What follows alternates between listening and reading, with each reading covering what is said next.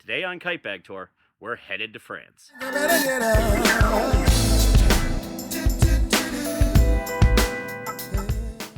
Welcome back, everybody. Welcome back to Skyrider Limited. I am Jesse, and today on Kite Bag Tour, we are diving into the kites of Cavalier du Ciel. So, in the last Kite Bag Tour video, I showed you a collaboration kite between Level 1 and Cavalier called the Blitz, and that was sort of segue, even though it wasn't the last one in that video, to this video. So Cavalier was our last pairs and individual dual line sponsor, my dad's and my last sponsor, in our original run-in competition up into the early 2000s, 2003 or 4. In that time, we got to know Mona and the Cavalier crew really, really well. And we actually ended up with quite a lot of their kites. You've seen two kites previously. One of them I'm actually going to show you again today on Kite Bag Tour. So previously you saw the Vention, which was a prototype indoor kite, and that's in the Indoor Kites video. And then in the Kite Party special from back, I think it came out in February, but it was for my trip in March. You saw the City Styx. We'll see that kite again today, so you can get an idea of size differences between it and its bigger brother, which you'll see today. But we're going to start off with the smaller kites of the Cavalier family. In general, this video comes at sort of an interesting time. Unfortunately, I'm filming this on Sunday, the 10th of December. Unfortunately, the other day we learned of the passing of Paul Conne. Jean-Paul designed the Styx family of kites, and I got to meet him in, I think it was 2002. We went over to France to stay with Mona, who was Cavalier. She did a lot of the sewing and designed a number of the kites. We had already been flying the Styx for a little bit in pairs. Jean-Paul, one of the French flyers, Felix, all came to stay, and we spent about a week together.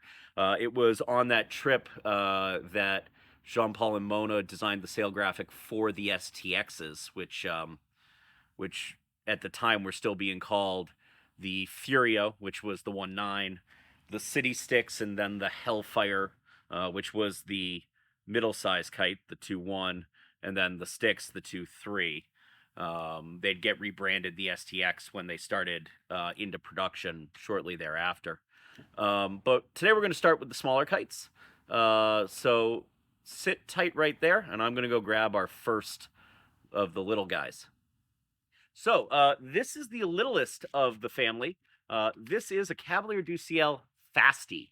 So very small little guy here. It doesn't even have an upper spreader. It's all microcarbon frame. You can probably see under there those of you with good German, I'll bring it nice and close, can read. It's a nice little message here from Mona to me.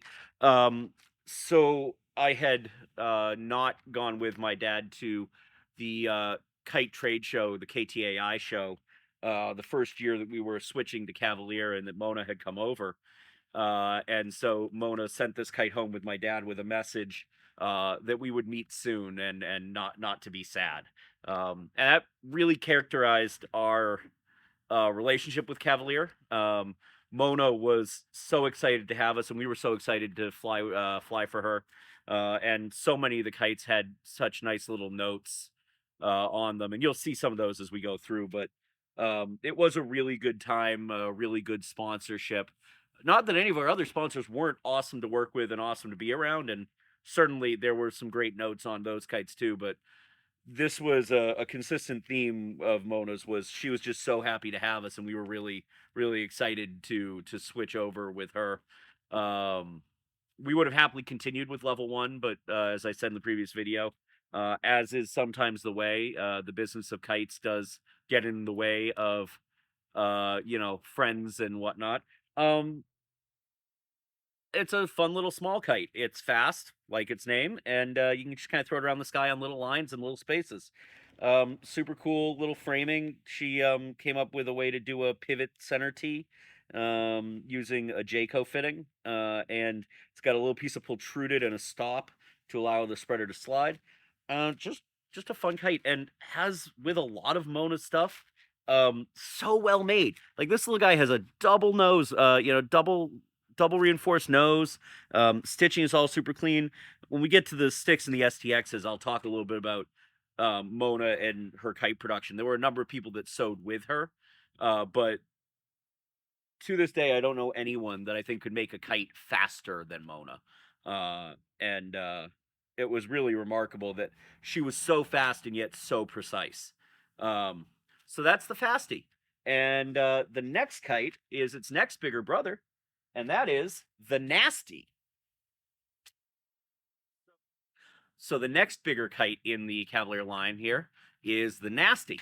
So little larger kite here. I'm gonna back way away so you can see all of it and me, and you get an idea of its wingspan. 4 mil protruded frame, nice seatbelt webbing nose on here. We have two of these, and they're two completely different sail graphics. And I chose this one because I think this one's kind of the prettiest. It reminds me a lot of like a tracer almost. What a fun little kite again. Built to take a little bit of a beating. And was sort of built to be a budgety kite. The kite that replaced this is going to come up here shortly as well. A sort of wasn't really a replacement because they actually overlap, but I will say superseded it as the beginner kite in the Cavalier line. So again, just beautifully sewn kites. On this one, you've got really nicely double stitched seams on the graphic panels, and everything's so straight, so precise. All the hot cuts are always super clean. This was one of the first kites that I'm aware of that carried the Avia Cavalier embroidered sort of patch on the tail here. And yeah, and the sun just, as a paid actor, just came out, so we get a nice look at these colors in the sun and how pretty they really are all together. So that is a Nasty. So let me go grab the next kite, and this one's going to be kind of cool because we don't get to see stuff like this on the channel a ton, though I will do a video of more flavors like this someday soon, I think. So these are Mimi's. This is my dad's stack. Mine has the colors going the opposite direction. And these were our last set of trains for Team Train. Mimi's were named after Mona's sewing partner at her home workshop. And they were fun little individual kites. They were sometimes called the Screaming Mimi because they were known to make a bit of noise when they were singled up. But we had seen, or Mona had seen somebody flying a 3-pack and thought they would make a good train for us. And so she made this stack and my stack. We got them right towards the end of when we were competing in Team Train, and we got them pretty close to dialed in, but never quite finished the process. In this configuration, I actually was able to axle the 6-pack.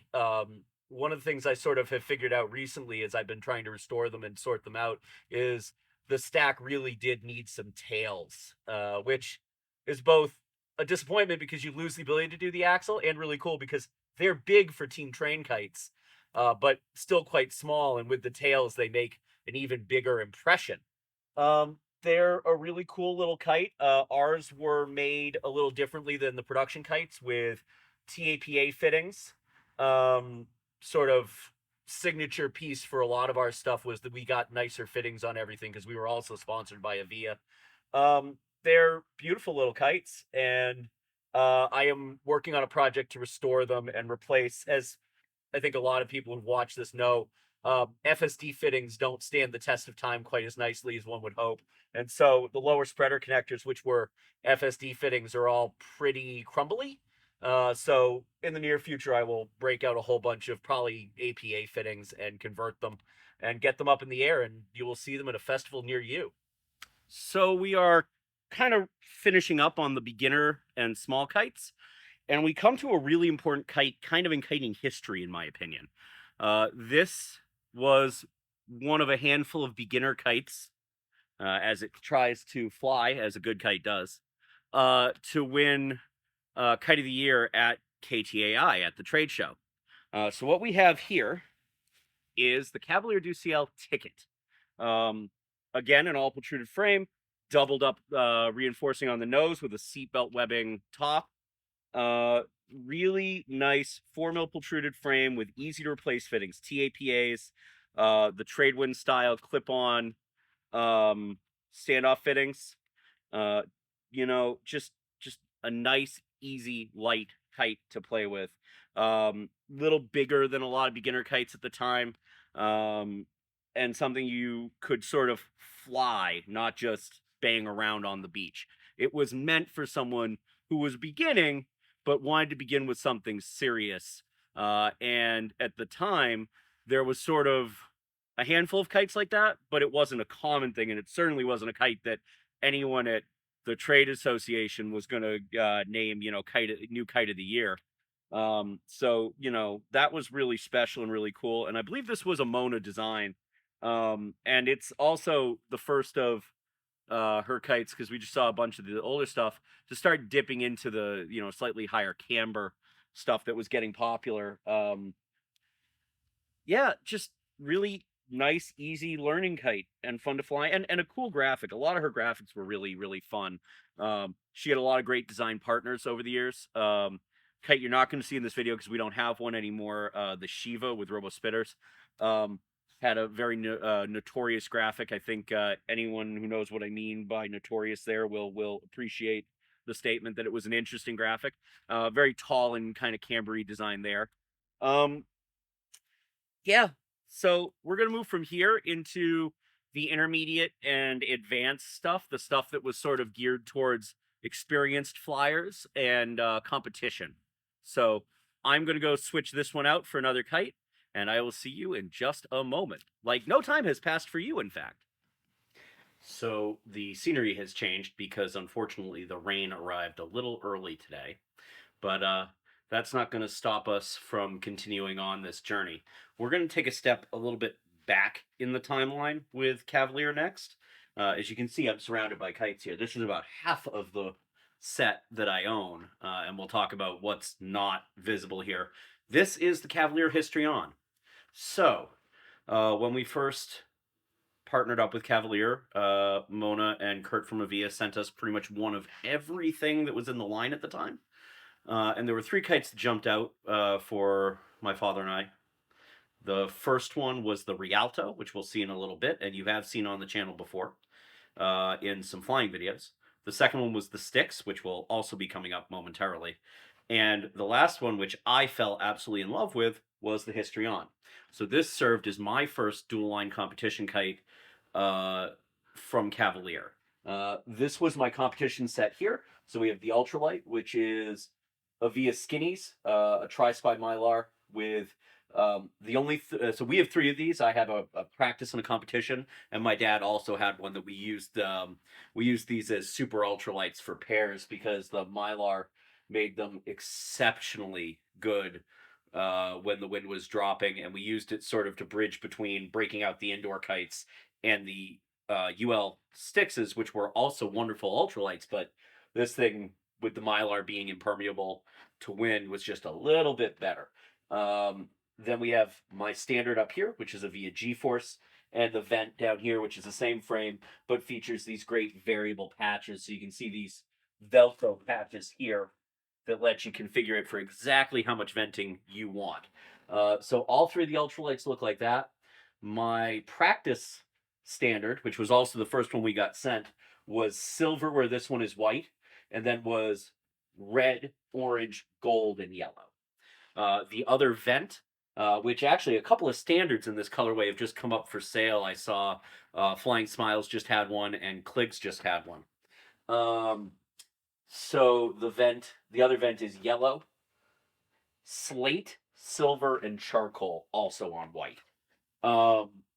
This kite I just got from Flying Smiles as well. I have 7 of these kites, and I really didn't think I needed an 8th, but then this standard, Cassie at Flying Smiles was going through some kites that they had at the shop, some old stuff that they were sort of cleaning out the closet, and she sent this picture of this to me, and I couldn't say no, because to my knowledge, this is the only one with this drop shadow. If someone else has a drop shadow version of the graphic with this white shadow on it, I would absolutely love to see it because, like I said, I have 7 of these. I've seen a couple of them come up for sale recently, and I have never, ever, ever seen another one like this.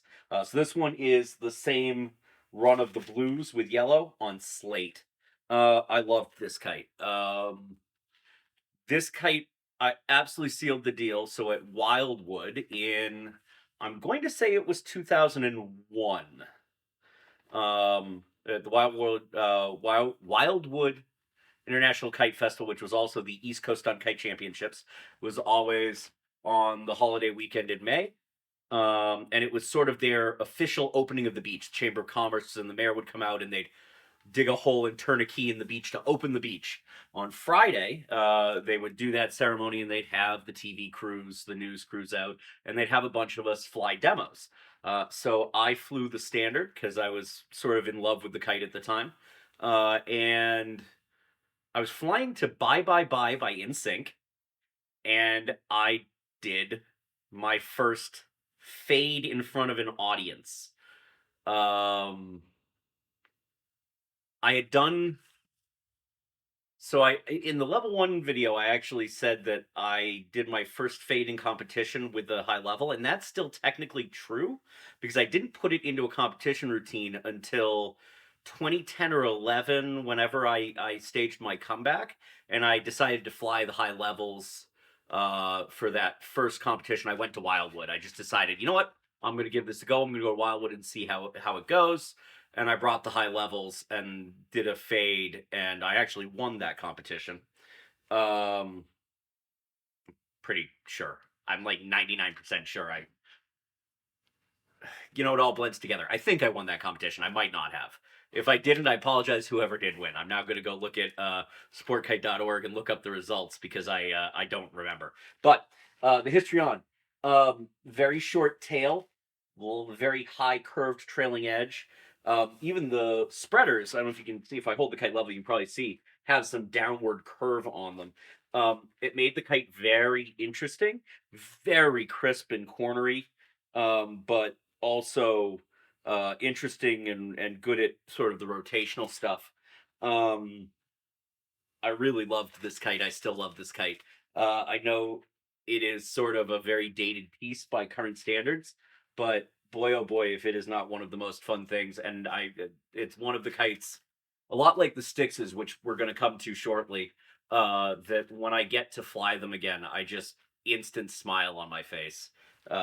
Good memories, lots of friends, a lot of whom aren't with us anymore, and getting to sort of reconnect with this kite brings me right back to that place, and so getting to share these ones with you is particularly particularly nice, and this one in particular because it is such a rare version of this kite as far as I'm concerned, as far as I know. So that's the Histrions. I'm going to go get more kites, and we're just going to kind of keep this show rolling right here in the living room. So picking up in the earlier chapter of our involvement with Cavalier are the 2 kites behind me. On this side, I have the Cyrius, and over here I have the Rialto. The Cyrius, to my knowledge, was only produced in Tri-Spy as an ultralight. It's an interesting framing. It is 4mm protruded via tubes up top, and then the lower leading edges and the spreaders are via skinny SULs. Again, the Tri-Spy sail with Icarus applique, very light. It's an interesting sail shape and one I kind of want to play with. It actually speaks of a lot newer kites, and so I'm very curious to take it back out and see what 20 years more experience and understanding might produce in terms of this kite's behavior. Um, like the light Histrion, really impressive wind range and performance. Tri-Spy is a really cool Mylar, but it kind of fell out of favor, I think, probably because due to its lightweight, it wasn't all that durable. This kite's in really, really good shape, and even it has a couple of spots that I can see where I'm going to treat it with kid gloves. If it does come out to play, it will be very sparingly. Um, So that's the Cirrus, and the other kite behind me is probably was our favorite when we first got the whole bunch of kites to play with, and that's the Rialto. So Rialto is a 2.5 meter full size, so full length tubes, pairs team and ballet kite. It borrows from some of its contemporaries in terms of design cues. I think the most notable one there is, try and get this down into frame for you all because it is a big, big kite, is the winglet. Lots of kites in that era with winglets. I like a kite with a winglet visually, and I also I would love somebody to confirm or tell me I'm full of it, but I think kites with winglets slide better. I think they are more stable and slide better. This one's got an interesting construction on that winglet with a APA fitting and standoff holding it open, and then the bottom of the winglet actually has a microcarbon standoff sort of batten in it. Um, Tracking was unbelievably good. Cornering just as precise as you'd imagine for a big pairs and team kite. Um, Rotational tricks very accessible. The newer stuff, I've flown it recently. You can actually see some of that on the channel in some shorts. Some of the short videos, and I am working on finding some of the newer tricks. I think they're there, but obviously with a kite born of the late 90s, they're going to take some sort of creative interpretation and figuring and possibly a little more skill than I may not always display. So, uh, unbelievably good kite. And the reason we didn't fly this repairs and team was they sent it to us, and then Mona and Kurt apologized that they were actually discontinuing it. Which leads us to our next kite, the Styx. I am surrounded by the kite that we sort of loved the most, and the kite that is sort of, so I was going to do this video. This was always the next video, but as I said earlier on, we learned the other day of the passing of Jean-Paul Conne. Jean-Paul was really a wonderful guy, very, very accepting. I don't know that at the time I met him, he spoke a ton of English, but we got to know him pretty well over the week we spent in France uh, with him and Mona, barbecuing in Mona's backyard up in her village in the mountains above Toulouse, and going to fly. And you know, so on that trip, they took this kite. This is behind me is the Styx. So we have the ultralight, standard, and vent. This red is my colors. Explains a lot, doesn't it? You've seen an awful lot of red kites from me over the last year of the channel, and this is the red kite. This is the kite that starts that. My dad's colors reverse the black and red. And then hiding behind me here, which you've seen once previously, is the City Styx. City Styx is the 2.1 meter version of the kite. The Styx is 2.3 meters. The vents in G-Force, the UL in Skinnies. This frame would continue on into the STX line as the comp frame, exactly as is, just with the new sail graphic. And then the non-comp version was a protruded leading edge in place. And we'll take a look at those next. But while we were in France, Jean-Paul and Mona and Mimi basically designed that sail graphic. And in the span of about 4 hours from drawing it out to a finished kite, and then the next day we were flying it. It was unbelievable how fast they made a sail and framed it and bridled it, and off we went to fly that kite. It was very close to perfect on the first go. They were very, very happy with it. I'll show you the one change they made because I can point to it and explain it when I have the kite out. But this was our pairs kite.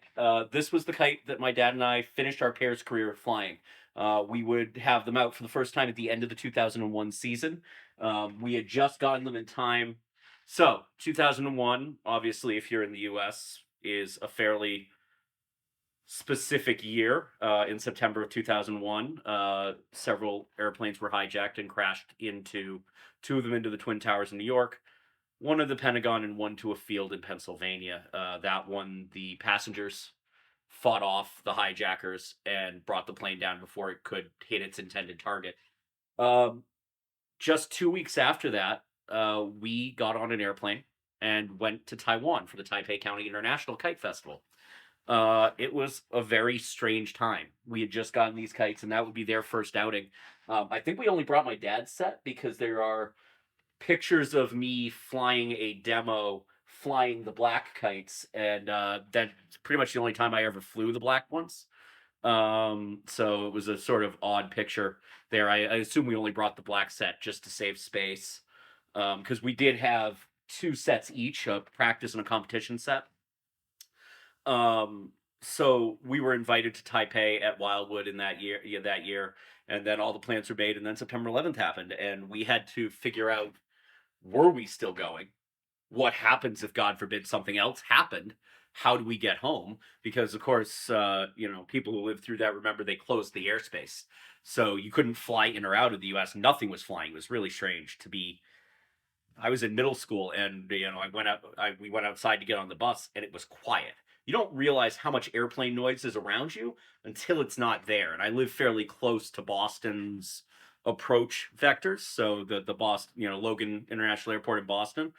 So we pretty much always hear some jet noise. So not hearing it was eerie. And then getting to the terminal to go to Taiwan, and there were maybe 6 people that weren't the state police or National Guard in that terminal that weren't also airline employees.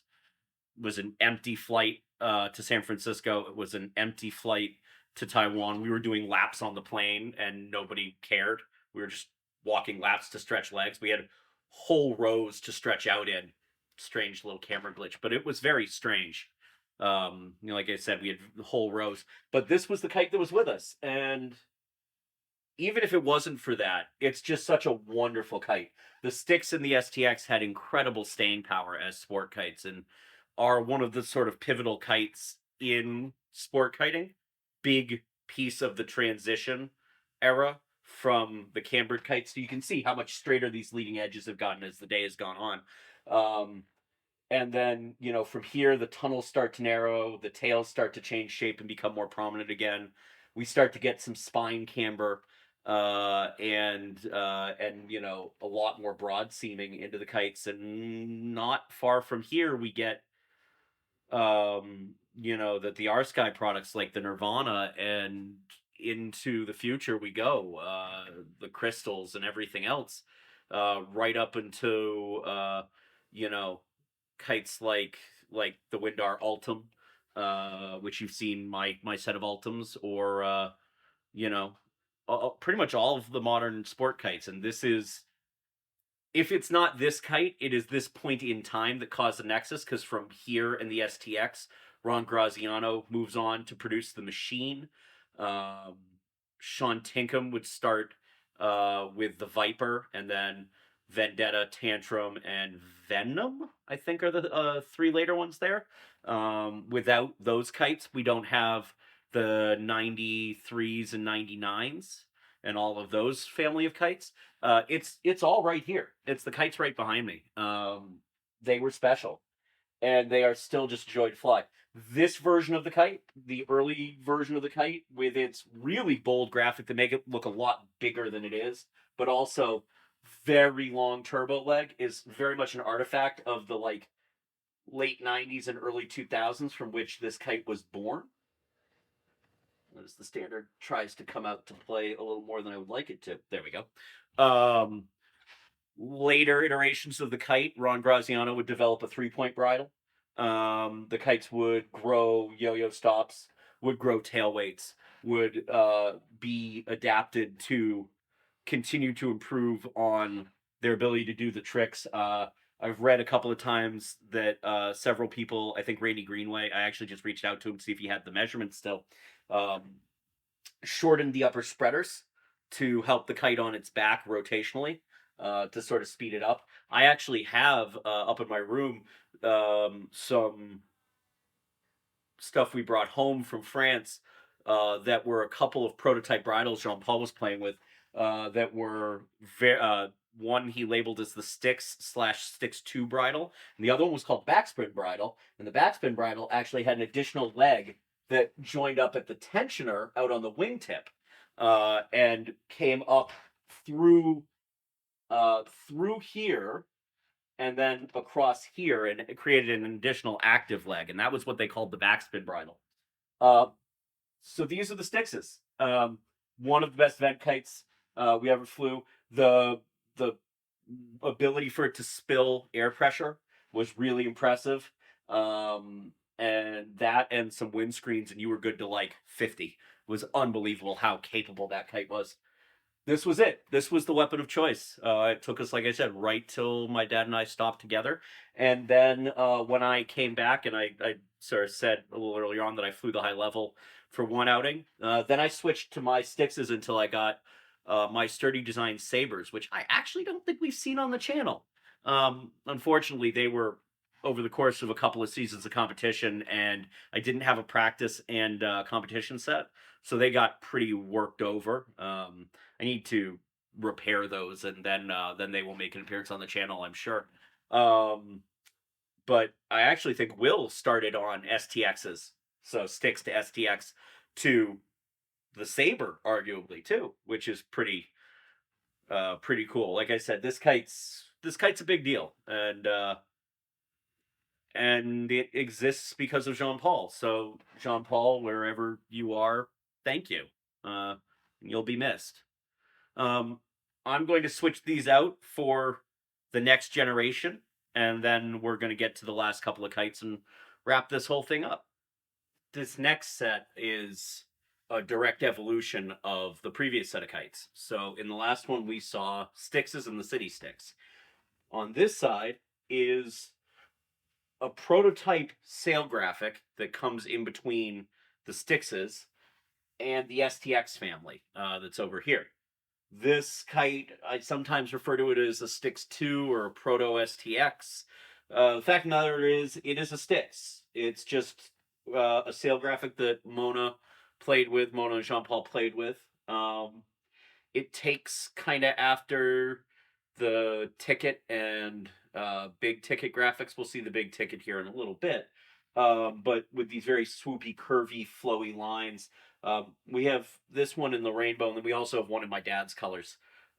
Same exact frame, still the turbo bridle.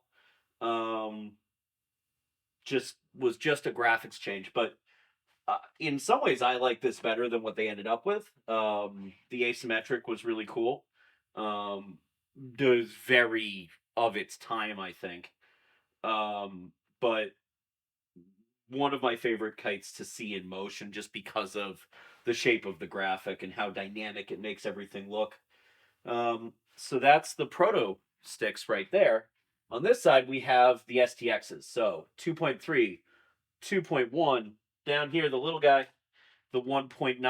Now, some of you may know that later on these kites gained yo-yo stops and tail weights, and that there were two additional sizes that would come later. There was a 2.5, which was sometimes referred to by another name, but I off the top of my head, I can't remember what it was. And there was also a 1.8 that served as the SUL of the family. We also here have the three original production colors. We have Storm, Sunrise, and Sunset. These are also in the base frame version up here. We can see, and I'll bring the 1.9 a little closer. That these kites actually feature protruded leading edges with between these and this kite, and then both of these are G-force lower spreaders. The comp version of the frame would retain the all G-force construction of the Styxes. So that's the Jean Paul kites. And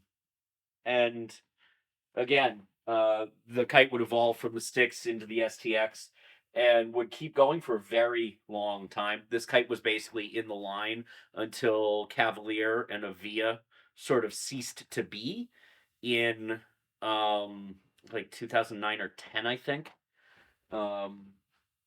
Small tweaks and updates, but no real changes from when this sail graphic came in.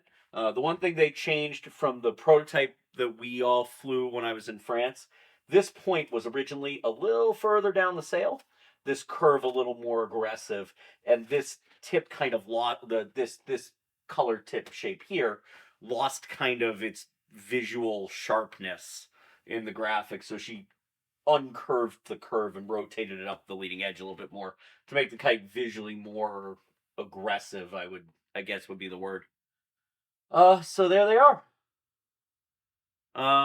We're gonna switch more kites here because if you imagine putting 4 kites together and taking them apart and putting them together and taking them apart, this has been most of the day to get this video together for you guys. I have 3 more kites to share with you tonight, and we're gonna dive right into a pair next. So here behind me, we have my last set of competition kites. This is what I ended my first run in competition flying. This is the big ticket standard and ultralight, both designed by Paul de Bakker. I actually didn't know Paul designed the kite until very recently. If you are ever looking for information on an old kite, one of the best things in the world is the Internet Archive, the Wayback Machine. So I recently discovered that there are years of scans, captures of the Avia Sport website, which includes the back catalog of Cavalier kites and their specs, along with most of their designer information. I will say a couple of things about this kite, these kites. First of all, I didn't know what the graphic was going to look like when I asked for the colors. They matched my standard Histrions. When I asked for them, I didn't realize how much the kite was going to look like a MasterCard logo. So these kites became known as the MasterCard kites. I also, at the time, didn't get on with them very well. Kurt at Avia really wanted me to fly it. He really wanted this kite out there, making it clear that it was, for competitors. It was for experienced flyers.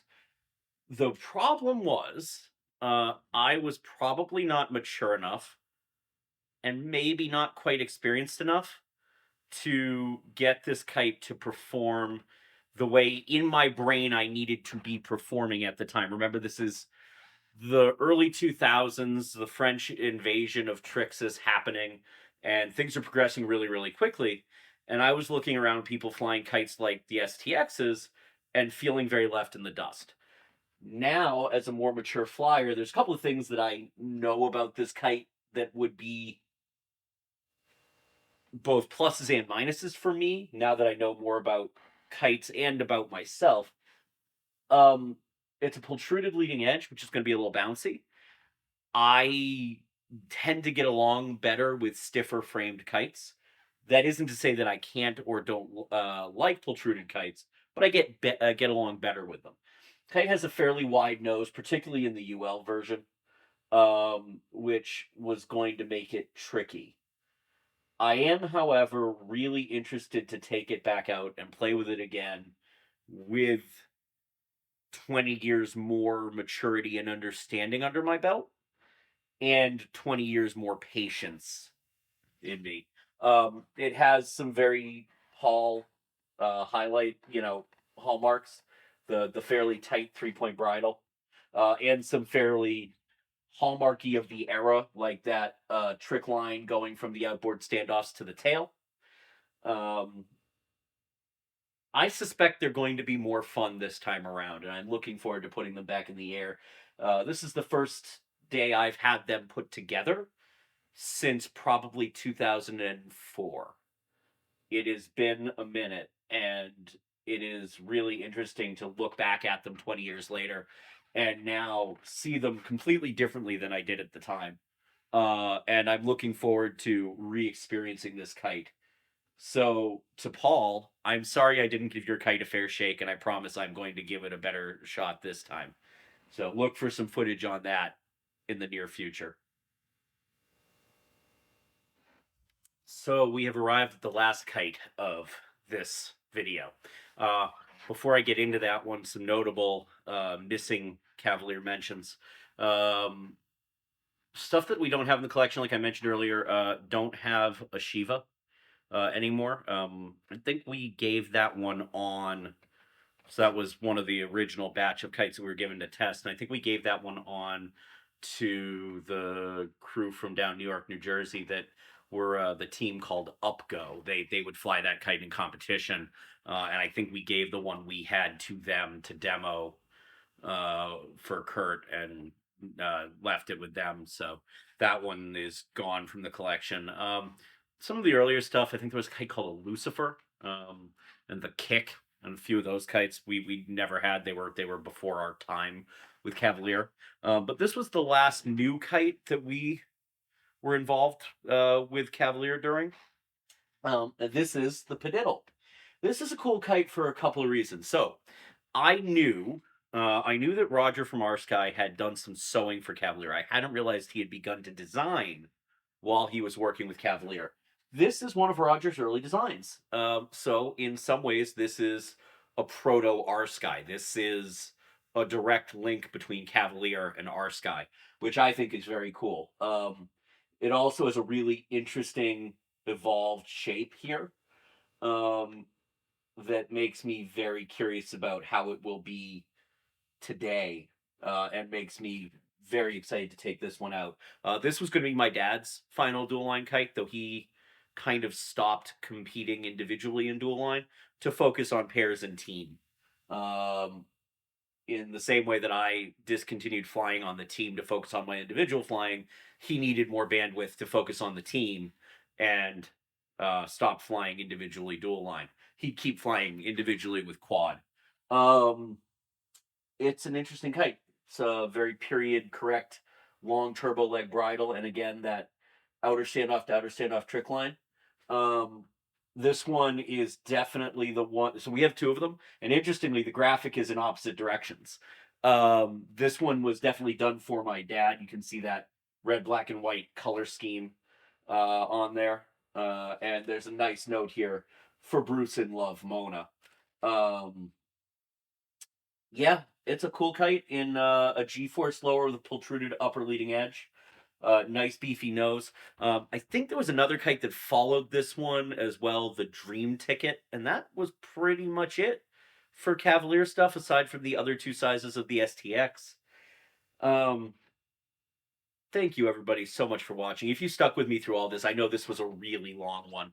But thank you so much for watching this, both for watching it because it means a lot, because I like doing these for you guys, and I like it when people, enjoy it enough to stick around.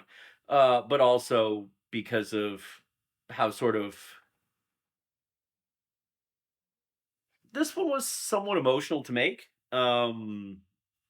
Knowing that we had just lost Jean Paul, and at the same time kind of thinking back on 9/11 and everything, because it was all sort of at the same time. We lost a couple of friends on the plane that went down in Pennsylvania, family friends. My folks knew them really well.